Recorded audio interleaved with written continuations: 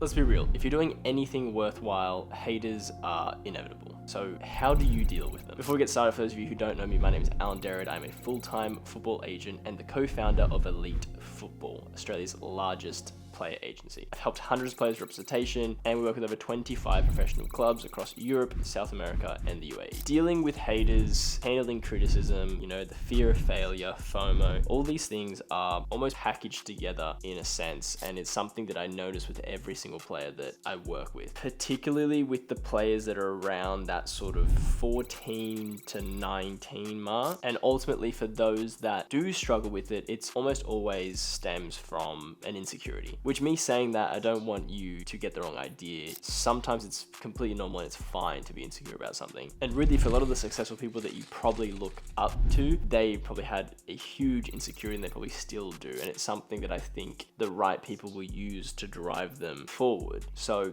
it's not a bad thing, but what happens when you're a bit younger is that people's opinions, whether it be your parents, whether it be from school, whether it really just be anyone in your life, have a lot of weight to your subconscious mind, I guess, and it prevents you from being able to move forward. And I think a lot of people that you probably know that live lives that you probably do not want have lived their lives through the barrier of people's external opinions and have let them dictate their life. And for one, those tend to be the most disappointed and annoyingly unhappy people that you're going to meet throughout your life. And as you get older, you will slowly start to realize this. But when it comes to dealing with haters, it can come in a lot of different forms, is what I'm trying to say.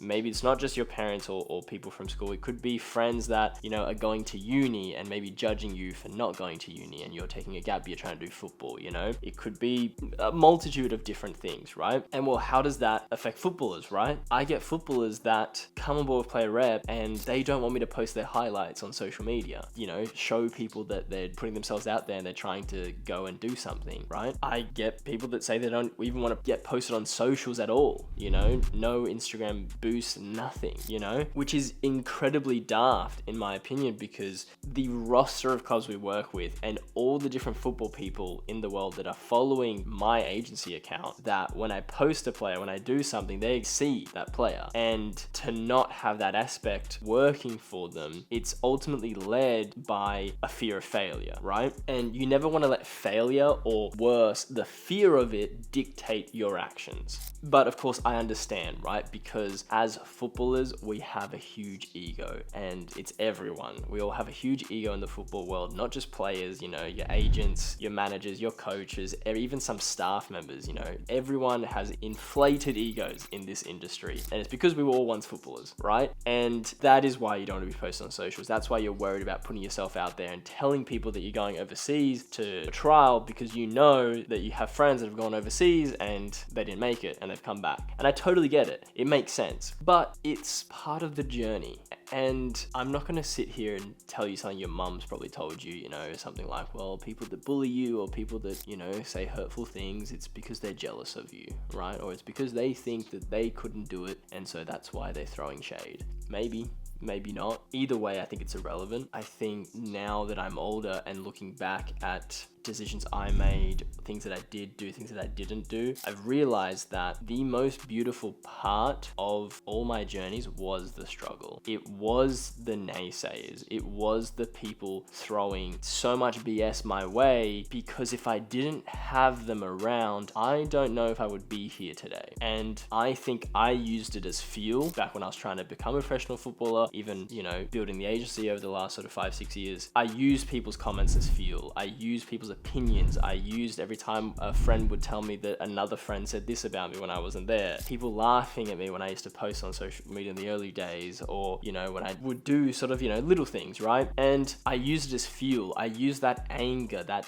I used it as a drive, to work hard every day, to chase it. And I think it's necessary. I'm not the only one. I've spoken to other people that have used the same sort of thing. I think if you're a male, this probably speaks a bit closer to you than if you were a female. But I, for one, used it as a drive. I used it to get to where I am. And today, I no longer have that same drive. I no longer use that as my fuel source because it's done. That line has sort of passed for me. And when you get older, you stop caring about people's opinions and you stop caring about what others are doing because you realize that there's this spotlight effect that we have as humans where we think everyone's watching us. We think everyone cares, but at the end of the day, no one cares about you. No one's thinking about you. Everyone's got so much of their own stuff going on that you are not even 1% of what happens all up in their own minds, right? But when we're younger, we think that we are a much bigger deal than we are. And so when you have that and then you actually go and do the thing that people were sort of saying you couldn't do, all of a sudden you need to change your fuel source, right? So for me, my fuel source is completely different to what it used to be.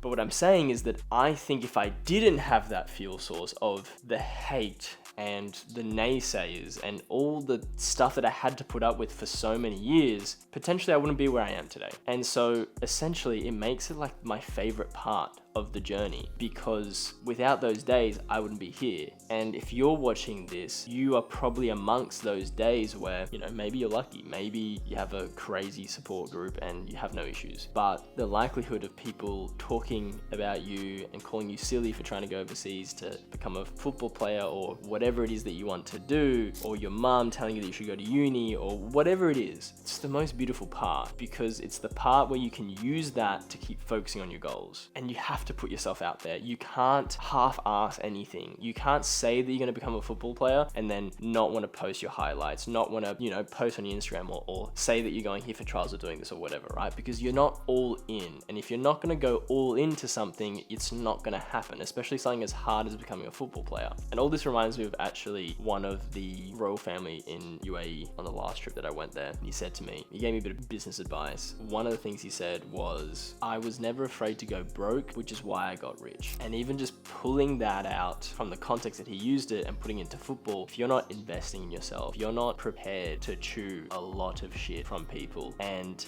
go overseas and then chew more shit from coaches and scouts that, don't care about you, and keep moving forward and keep trying and keep getting exposed and whatever, it's never going to happen for you, right? Because it's the players that truly have that desire to push through all that regardless, because you want to get to the day where you can look back and go, I've done it, right? And all I can say for that is I never became a football player, right? At least not to where I wanted to get to. But even with this agency, I guess that you guys see, there's the same people that were hating on me that would, laugh and make group chats and I'd get sent screenshots and things like that, are now applying to work for me. And I know that sounds like something out of a movie, but there's so many situations where I've had people come up to me on the streets. I've had so much love from people that threw so much shade, right? And there really is nothing better. There's really no better tasting fruit as a man, I think, to be able to go through all that and then come out on top on the other side. And look, not everyone does come out on top,